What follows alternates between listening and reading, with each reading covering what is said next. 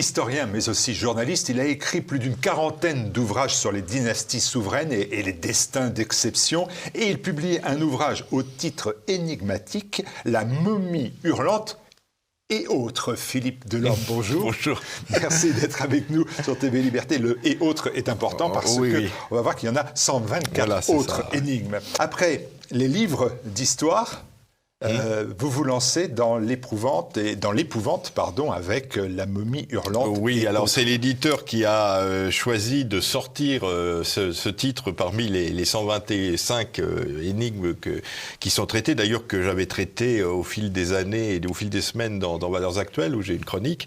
Alors bon, il a trouvé que le titre était effectivement un peu peut-être inquiétant et permettait d'attirer davantage le public, mais il va y avoir des énigmes aussi bien, je dirais, des procès célèbres, on va voir cela. On va voir cela. Toutes sortes de choses, hein, c'est pas uniquement. Je vais, avant d'entrer dans cet ouvrage qui est à la fois passionnant et amusant, on va évoquer un autre ouvrage. Je l'avais écrit, je crois, en 2013. Il va être édité en septembre. Ça s'appelle Anne de Kiev. Anne de Kiev, c'est une reine de France au XIe siècle. Et la question qui se pose dans cet ouvrage, c'est de savoir si c'est une reine russe. Oui, ou ukrainienne. Ça se pose hélas aujourd'hui. Oui.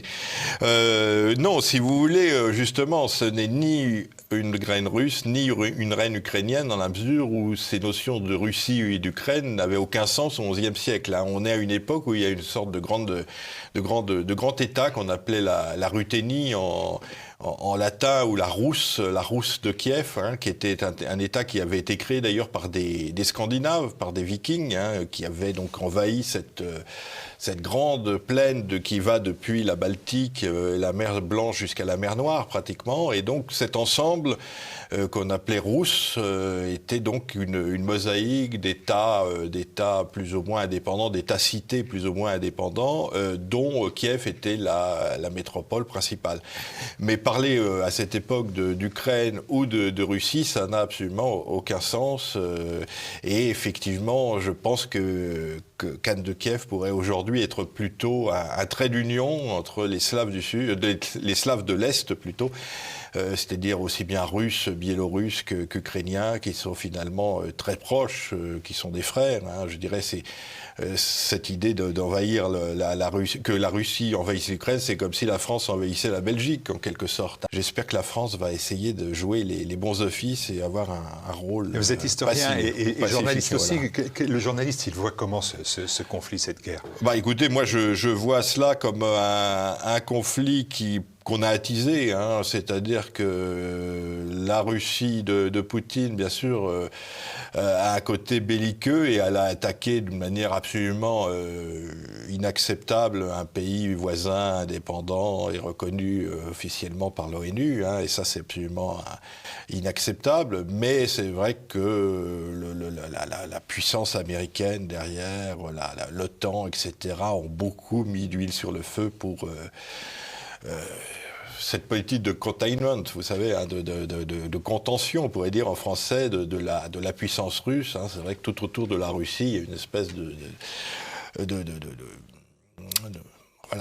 poste avancé de la puissance américaine à travers l'OTAN qui font qu'au bout d'un moment, la Russie s'est sentie effectivement peut-être en danger et a réagi de cette manière inacceptable, évidemment. Alors, justement, c'est à la France peut-être de trouver un moyen d'apporter un apaisement aux uns et aux autres pour qu'on arrive finalement à ce que ces peuples frères vivent ensemble. Enfin, ce qui me paraît de toute manière nécessaire puisqu'ils sont géographiquement proches. On va parler de choses plus agréables. Voilà. On va revenir à l'historien, La momie hurlante et autres. Jean Tullard, qui met en avant votre culture et votre rigueur, affirme, c'est dans la préface, de l'ouvrage, que l'histoire est riche en énigmes auxquelles l'érudition n'a apporté jusqu'ici aucune solution, seulement une multitude d'hypothèses. Alors, parmi les 125 énigmes que vous nous présentez, combien de vraies énigmes, combien de canulars Combien d'impostures? Alors, si vous voulez, d'abord le rôle de l'historien, et c'est vrai que Jean Tullard a écrit d'ailleurs un livre là-dessus, sur le fait qu'un historien, c'est d'abord un enquêteur, puisqu'en grec, ça veut dire enquête, histoire. C'est Hérodote qui a inventé le mot. Donc, on fait des enquêtes, et dans une enquête, effectivement, de temps en temps, on trouve une solution. Il faut que l'historien soit quelqu'un d'extrêmement humble, finalement, parce que dans bien des cas, on n'a pas de solution, il nous reste un point d'interrogation. On parlait d'Anne de Kiev, par exemple, c'est un des personnages de l'histoire de France sur lequel on ne sait pratiquement rien. On a une ou deux dates et c'est tout. Et autour de ça, il faut essayer de comprendre le personnage. Donc c'est vrai qu'à travers les énigmes, pour l'historien, c'est un petit peu un exercice de style, c'est-à-dire un exercice même méthodologique, de reprendre ses affaires, d'essayer de voir celles qu'on peut... Alors certaines, effectivement, ont des solutions, pratiquement certaines. Il y en a certaines qui font quand même... Et puis certaines restent... certaines filles de l'ombre qui font douter. Quand vous dites à la recherche des pyramides en Bosnie, on a le sentiment instinctivement comme ça. Alors là, on arrive dans un domaine qu'on appellerait aujourd'hui le canular, ou... c'est presque le conspirationnisme, on pourrait presque parler de complotisme aussi. J'avais fait un livre d'ailleurs il y a quelques années qui s'appelait les théories folles de l'histoire, où justement je recensais un peu toutes ces théories, on n'a jamais marché sur la Lune, la Terre est plate, vous voyez, ce genre de choses. Et effectivement, les pyramides de Bosnie, ça on sait que c'est à la fois un canular, en même temps une exploitation un petit peu, une escroquerie je dirais, parce que effectivement, un certain nombre de Bosniaques ont, à partir de la forme effectivement vaguement pyramidale de certaines de leurs collines, mais ce sont une forme naturelle, ont décrété que c'était en fait des pyramides construites par des peuples peut-être extraterrestres, dans des périodes très très anciennes, et ce qui ramène un peu d'argent en Bosnie, qui en a bien besoin d'ailleurs, parce que certains touristes y viennent uniquement pour voir ces fameuses pyramides. Excite Khéops et Képhren en Europe. Alors, comme dans l'affaire de la momie hurlante, beaucoup d'énigmes sont résolues. Est-ce que ces énigmes, elles sont résolues parce qu'on a une plus grande pugnacité des chercheurs, des historiens? Est-ce que c'est dû au développement des analyses scientifiques, par exemple, ou est-ce que c'est parce qu'on a des moyens financiers maintenant beaucoup plus disponibles? Alors, il y a effectivement des méthodes, alors vous savez ce qu'on appelle les sciences auxiliaires de l'histoire, qui se développent de plus en plus, c'est-à-dire... la génétique en particulier. Aujourd'hui, la génétique, j'ai été à l'origine il y a quelques années, il y a 20 ans même maintenant, des analyses sur le cœur de Louis XVII qui ont permis, en analysant ce cœur, en retrouvant l'ADN mitochondrial dans ce cœur, c'est-à-dire l'ADN maternel, on a pu vérifier que c'était bien Louis XVII qui était mort au Temple. Donc il y a effectivement les Romanovs, de la même manière, on a retrouvé leur squelette dans un puits de mine à côté d'Ekaterinenburg, et on a pu les comparer, je crois, à l'ADN de Philippe d'Édimbourg à l'époque, qui était leur cousin en ligne maternelle. Donc voilà, il y a effectivement des méthodes scientifiques maintenant qui permettent d'apporter des preuves définitives dans des domaines qui étaient jusqu'à maintenant, qui restaient un petit peu hypothétiques. Et puis, au-delà de ça, la science, en fait, doit être utilisée par une méthodologie historique. C'est-à-dire, comme je dis toujours, la science n'apporte pas une réponse, elle n'apporte qu'un élément à un dossier. C'est-à-dire que, comme dans un procès d'assise, le médecin légiste, il va apporter un élément, il va apporter des pièces qu'on va ensuite placer dans un dossier et qui permettra d'obtenir éventuellement une réponse à une question. Et donc, par exemple, dans l'affaire Louis XVII, l'analyse ADN, on l'a replacée dans toute une enquête, toute l'analyse de ce qu'avait été la vie de l'enfant au temple, etc. Et on a pu arriver à une conclusion. Donc c'est vrai qu'il y a la méthodologie historique, je pense, qui aussi se développe, et de plus en plus affinée, de plus en plus scientifique, au sens propre du terme, en tant que recherche historique, quoi. Enquête, je dirais presque enquête policière quelquefois, parce que par exemple, ma première question, elle nécessite une réponse précise. Que sont devenus les bras de la Vénus de Milo? Ah ben voilà, c'est ça le problème. Tous les enfants comme moi se sont posé la question. Donc, bien sûr, enfin, je vais avoir une réponse. Et vous savez que donc elle a été retrouvée en 1820 à Milo, qui est une petite île des Cyclades, qui à l'époque était sous domination turque, et donc il y a eu une bagarre dans un premier temps dès qu'elle a été découverte par un berger dans un champ, donc exhumée à ce moment-là par une enseigne de vaisseau, un militaire français, un marin français qui était là. Donc immédiatement, la France va vouloir la récupérer. Puis l'Empire ottoman, par l'intermédiaire d'ailleurs de celui qui était à l'époque le ministre de la Marine, le drogman de l'Arsenal, qui était le ministre du sultan, qui s'appelait Mourouzi, qui était de la famille Nicolas Mourouzi, qui était un de cette famille grecque. Voilà, une grande famille grecque qui était au service de l'Empire ottoman à ce moment-là. Et finalement, cette Vénus de Milo va arriver en France. Et quand elle arrive en France en 1821, on se pose la question, est-ce qu'il faut lui rajouter des bras ? Alors, il y a eu des projets de restitution, et puis finalement, on a décidé, à juste titre, je pense, de la laisser comme ça. Alors, il y a plusieurs hypothèses. Alors, pour certains, elle tenait une pomme, peut-être, comme ça, parce que, vous savez, c'est le fameux jugement de Paris qui remet la pomme à Aphrodite. La déesse de la beauté. Alors, il y avait une autre théorie où elle aurait eu le coude ou le bras appuyé sur Arès, le dieu de la guerre, qui est son compagnon. Ça, c'est une autre possibilité. Ou alors, elle se mirait aussi dans un miroir ou dans un bouclier. Voilà, il y a plusieurs possibilités qui correspondent d'ailleurs à des statues qu'on possède par ailleurs, mais hélas, vous voyez, c'est le genre de question à laquelle je ne peux pas vous répondre. C'est peut-être de manière absolue. Et c'est peut-être tant mieux, on continuera à rêver. Voilà. Qu'est-ce qui relève de l'histoire ? Qu'est-ce qui relève de la mythologie ?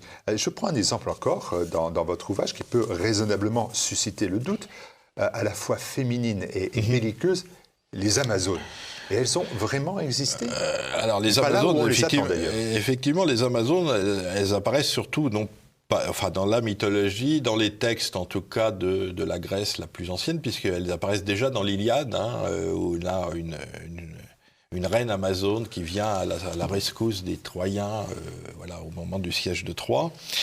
On a d'ailleurs imaginé que Amazone, ça venait de Amazos, c'est-à-dire celle qui s'enlève le sein, qui se coupe le sein, parce qu'on prétendait que pour mieux bander leurs arcs, elles se coupaient le sein ou elles se le brûlaient. Enfin voilà, c'est une fausse étymologie. Mais c'est vrai que les Amazones, ce sont des personnages semi-mythiques qu'on va retrouver tout au long de l'Antiquité, dans la littérature, dans les arts. On les voit sur des poteries, sur des sculptures, etc. Donc on peut se poser la question de l'existence de ces femmes guerrières, finalement. Est-ce qu'il y avait eu dans l'Antiquité des femmes guerrières qui ont véritablement existé ? Et il se trouve que l'archéologie, enfin les études archéologiques, assez récemment, ont trouvé un certain nombre de tombeaux, de tumulus, qu'on appelle des kourganes, qui se trouvent alors justement dans cette région actuellement disputée entre la Russie et l'Ukraine.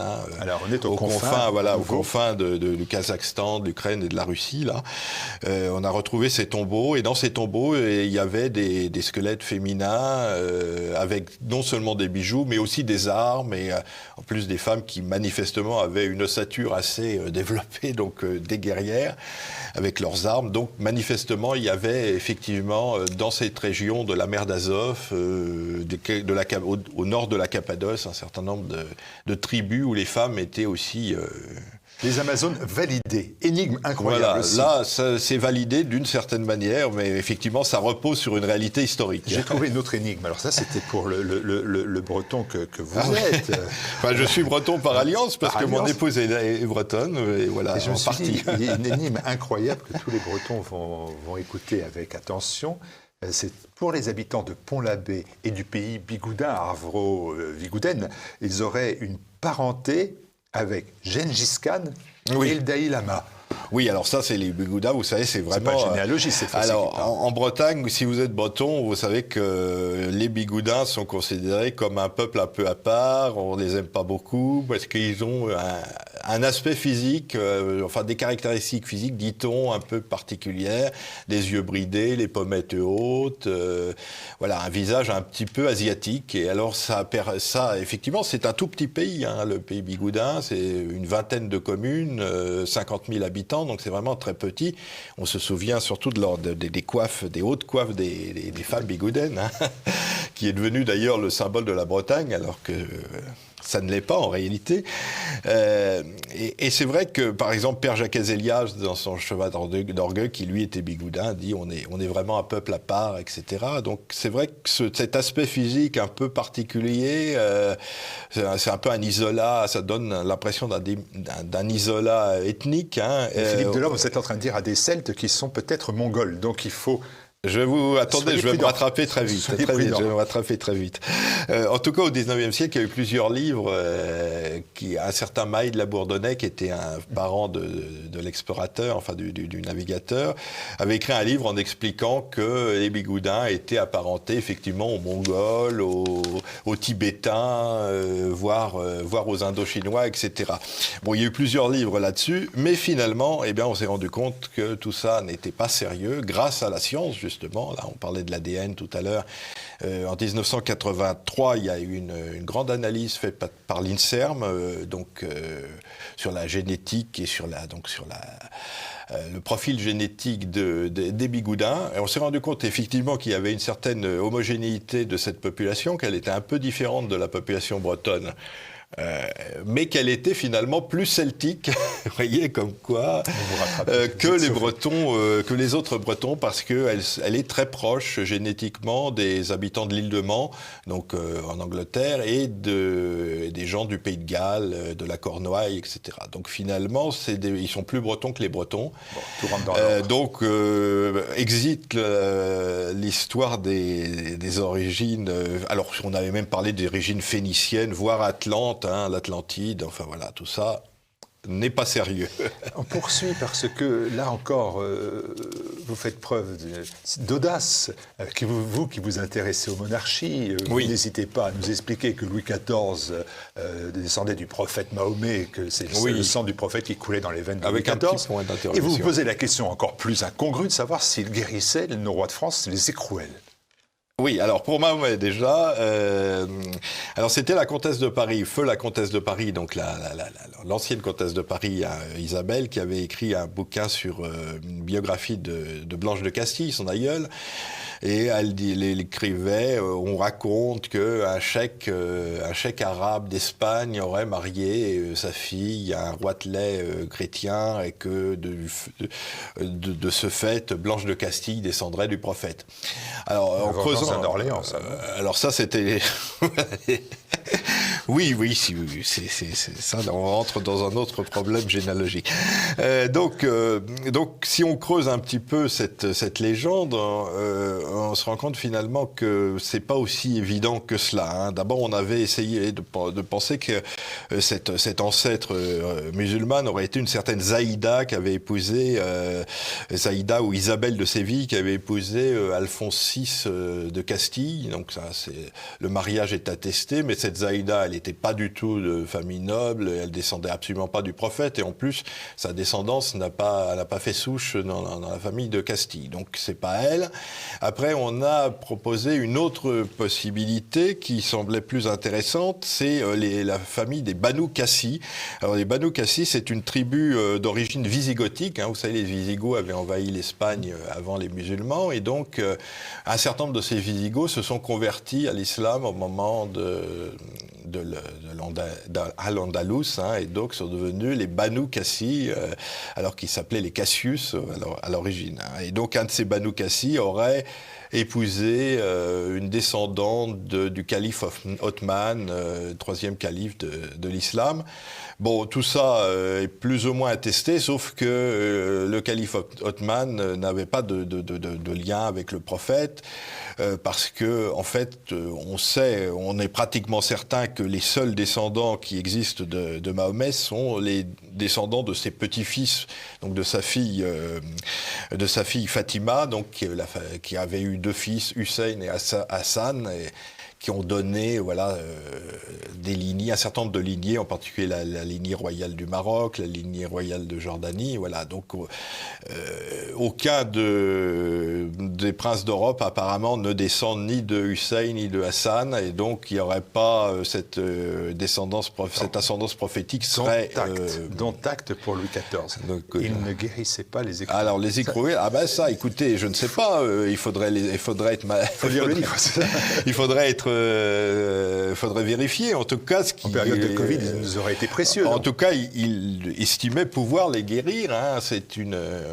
Alors, ça, en fait, il faut remonter finalement aux Mérovingiens. Vous savez, les Mérovingiens étaient des rois un peu d'ascendance divine. Hein. Avant de se convertir au christianisme, il y avait une espèce de... Ils descendaient des dieux germaniques, etc.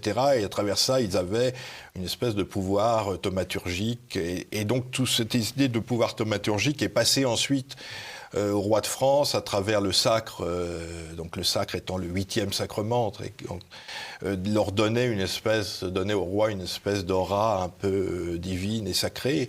Et donc, à travers cela, on avait l'idée qu'ils étaient capables de guérir un certain nombre de maladies qu'on appelait les écrouelles, ou la scrofule, qui étaient en fait des ganglions, des ganglions tuberculeux, hein, qu'on trouvait au niveau du cou, aux aisselles. Hein, et donc, selon la légende, une légende qui apparaît surtout au XIIe siècle avec Louis VI le Gros, eh bien, le roi était censé pouvoir toucher ces écrouelles, toucher ces ganglions et les guérir éventuellement.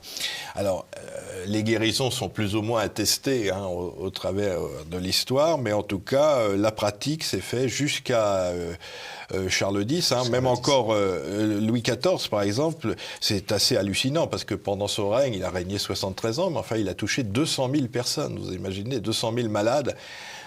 On peut imaginer la saleté, la promiscuité, enfin, etc. Donc le roi s'astreignait à cette tâche finalement d'un humble de toucher les malades. Saint-Louis en particulier, bien sûr, l'avait fait encore beaucoup plus régulièrement, mais 200 000 personnes pour Louis XIV, c'est quand même étonnant.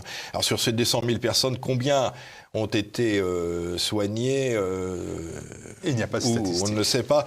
En tout cas, ça s'est arrêté avec Charles X, qui lui a touché seulement 12 personnes au moment de son sacre, et on prétend que 5 auraient été en tout cas soulagés par le toucher royal.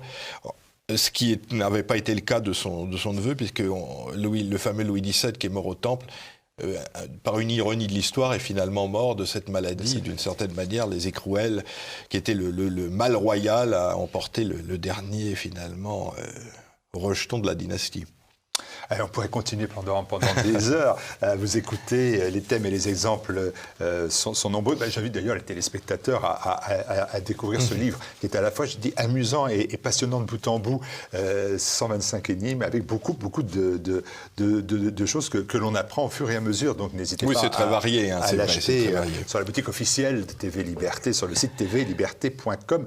Et les dernières questions. Est-il vrai que le professeur Raoult a identifié la cause de la mort du mystérieux et célèbre le Caravage? Alors, on voit Saint-Louis français et des Français. Vous voyez comme quoi le professeur Raoult a plusieurs casquettes. On en a beaucoup parlé pour la dernière épidémie, mais c'est vrai que il est à la tête du fameux IHU de Marseille, spécialisé dans les épidémies, dans toutes les infections, en tout cas les infections microbiennes, virus, etc. Et effectivement, il y a quelques années, en 2018, Raoult et Michel Drancourt, donc un de ses collègues, ont publié un article sur l'étude du... Alors le Caravage est donc ce peintre baroque mort en 1610, je crois, dans des conditions un peu mystérieuses à Porto Ercole et sur la côte de Toscane. Hein, donc il était mort sur une plage, on l'a retrouvé pratiquement mourant sur cette plage. Et on a, à partir de là, on est censé avoir retrouvé son squelette, alors avec peut-être un petit point d'interrogation, mais les analyses donc génétiques sur ce squelette ont permis de montrer qu'il avait été atteint d'un staphylocoque doré, donc d'une infection des os qui l'avait emporté. Et donc c'est effectivement l'équipe du professeur Raoult et du professeur Drancourt qui ont analysé, je crois à partir d'une dent de ce squelette, la présence de staphylocoque doré, donc expliquant la mort du Caravage par cette infection, par cette septicémie due à ce virus ou ce microbe, je ne sais pas exactement s'il en est. Voilà, professeur Raoult et le Caravage, on retrouve tous ces personnages dans La momie hurlante. Et on a bien vu tous les autres. C'est les éditions. On n'a pas parlé de la momie hurlante d'ailleurs, donc les lecteurs le retrouveront à l'intérieur. Moi je l'ai lu, donc je sais.